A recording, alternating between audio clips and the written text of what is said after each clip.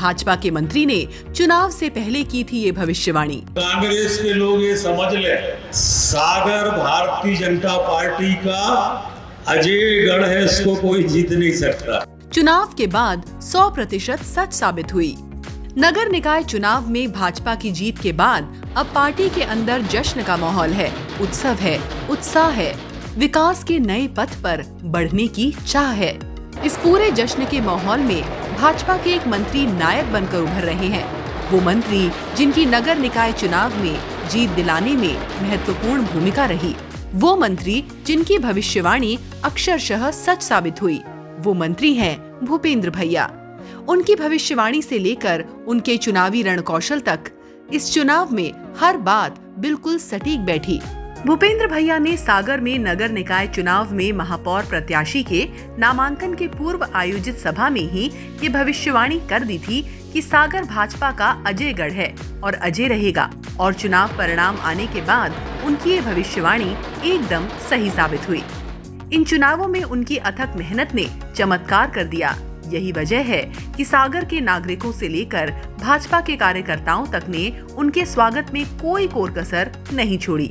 भूपेंद्र भैया जब चुनाव के बाद हेलीकॉप्टर से सागर आए तो उनके शानदार स्वागत का सिलसिला सागर हेलीपैड से ही शुरू हो गया, जहां अधिकारियों और कार्यकर्ताओं ने भूपेंद्र भैया का शानदार स्वागत किया।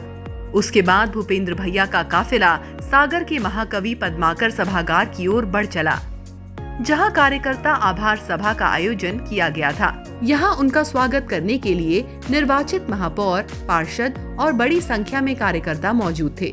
भूपेंद्र भैया ने यहां अपने उद्घोषण में कार्यकर्ताओं का भी हौसला बढ़ाते हुए कहा कि भाजपा का कार्यकर्ता तय कर लेता है तो उसके सामने कितनी भी कठिन चुनौती हो वो उसका सामना करता है और उसकी विजय सुनिश्चित होती है।